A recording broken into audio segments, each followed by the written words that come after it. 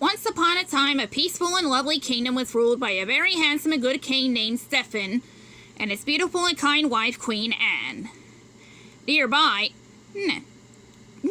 King Louis ruled another fine kingdom filled with more really good-looking and nice people. King Louis had a young son named Prince Philip. Long ago, the kings had made a promise to each other that one day their children would marry and the two wonderful kingdoms would become one. So it was a joyous moment with King Stephen and Queen Anne. They announced the birth of their daughter, Rose. King Stephen declared a great celebration and introduced Philip and Rose. Ladies and knights dressed in their finest silks and 12 gilded carriages brought King Louis, Prince Philip, and their attendants to Princess Rose's castle. Shrek groaned. He covered his ears. He was starting to think he'd rather play hide-and-seek than listen to a fairy tale. They were all full of beautiful people and perfect kingdoms, and they weren't very nice when it came to ogres. He looked at the children listening to Donkey.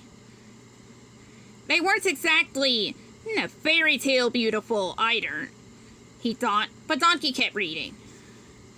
As the people cheered, a shimmering light with colors of the rainbow filled the great hall. 3 good fairies, Molly, Blossom, and Wanda, appeared. They flew to the baby's side and giggled at her sweetness. The first fairy, Molly, flicked her wand and gave the princess a gift of extraordinary beauty.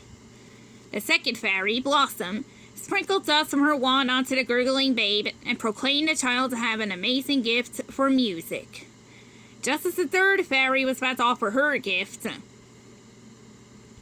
the castle filled with a thick, choking black smoke. As the smoke fell away, there stood the horribly evil but quite beautiful fairy, Inkysora. "Someone forgot to invite me," she screeched. "Even though I'm the finest looking fairy by far." The air now filled with glowing green lights. The kings and queen trembled. The people shuddered. The dark fairy with her perfect nose, porcelain skin, and pearly white teeth was known for her vanity, but worse, for her terrible deeds. "Though I was not invited, I have still brought a gift," she cried. The 3 good fairies gasped at the thought of a gift from Inkysora. The evil fairy lifted her wand and spoke to the innocent baby. "Enjoy your gifts of song and beauty. Sissy won't live long as a musical cutie. Before your 16th birthday, you'll say goodbye when you prick your finger on a spindle and die." The people screamed and cried. Queen Anne nearly fainted. King Stephen's fine, and his throng of features lit with anger. "Stop!" Shrek shouted. "I can't stand it!" The children gasped. "I can't stop now," Donkey protested. "It's just getting good." "I hate fairy tales!" Shrek bellowed. "Give me that book!" Donkey jumped back and Shrek's big hands ripped the pages into tiny bits. "But what happens next?" whined Gretel. "Yeah," the children joined in. "What about Philip and Rose?" Donkey frowned at Shrek. "Now what are you going to do?" The children were starting to shout. The kittens began pawing at Shrek's leg. "Hide and seek!" cried the fairy, and the children fell on Shrek. "No, no, no!" Shrek pleaded.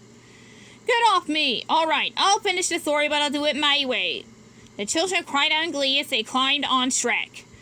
Donkey couldn't believe his ears. His plan is even more brilliant than he had thought. "Sit down!" Shrek thundered. "I can't hear myself think." The children fell to the ground in silence. They leaned forward and waited for the great Shrek to begin. Shrek scratched himself, took a deep breath, and continued the story his way. As the beautiful people screamed and fainted and basically proved themselves to be of no help whatsoever, the 3 oddly pudgy little bulbous-nosed fairies hid themselves away behind a great pillar and began to make their victory plan. 3. "This is bad," cried Molly as she mopped her brow. She always sweated a lot when she was nervous. "Yes," Blossom agreed. "It's bad, but that's why it's unfortunate we're fairies." Molly reached over and dabbed Blossom's chin where the spit had gathered. Blossom's buck teeth made it hard for her to keep the spit on the inside of her nose. "Try not to say too many F words, honey," Molly said. "It just makes for more spit." "That's a fact, Blossom agreed, and the spits landed on Wanda's nose. Wanda wiped her face and said, we just have to find a way to protect her until she's 16. Molly and Blossom flinched at the sound of Wanda's voice. Normally it was just a little high-pitched, but when she got excited, she sounded like 1,000,002 mosquitoes all buzzing at the same time. We could take the princess deep into the woods and stay there for 16 years, living simply without magic. To be extra sure, no one would notice anything unusual, Molly said. She licked the sweat off her upper lip. Boring! Wanda screeched. Frightening, Blossom spit. I, for one, am a fast-paced city fairy. Can't we find a formula for defending her here?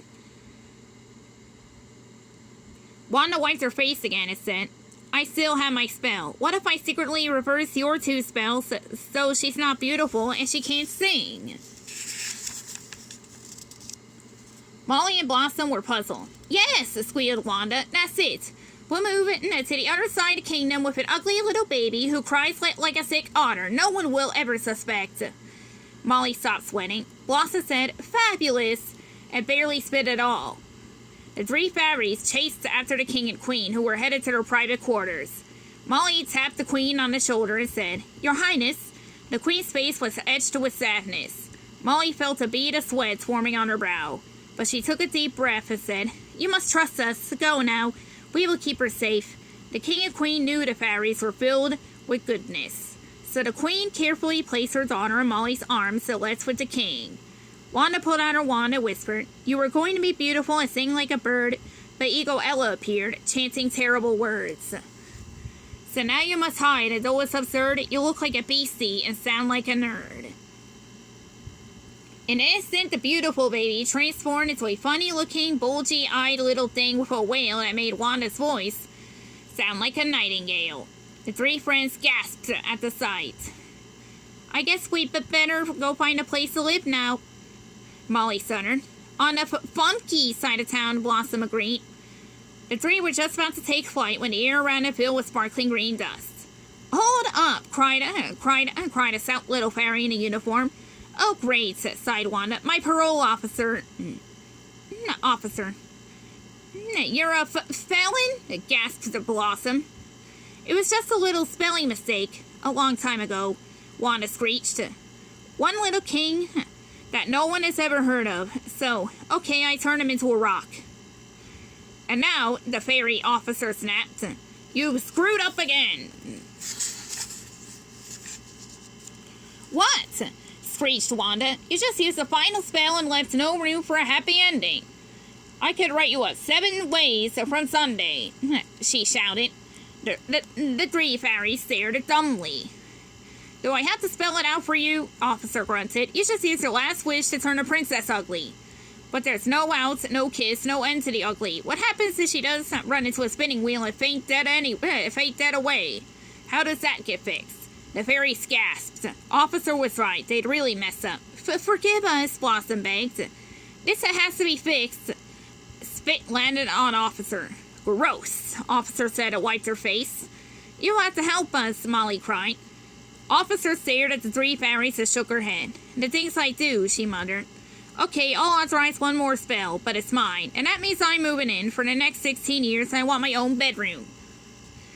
The fairies nodded in agreement. Officer looked at the princess and said, If that spinning wheel business comes to pass, don't worry about the curse, it won't last. You'll sleep for a while, but when you arise, you'll sing really, really good and be a sight for sore eyes. Officer rushed through the end because she knew she'd messed up the rhythm of her rhyme, but she decided to ignore it as she lifted her wand to set the spell. Wanda grabbed her arm. Okay, snapped Officer. So it's not a great poem, but it'll do. No, cried Wanda. What if there is no spinning wheel and she gets to her 16th birthday, but she's still ugly and sounds like a toad? Officer thought about it long and hard as she shook her head. I can't figure out how to make that rhyme. This will have to do. She lifted her wand, and the spell was cast.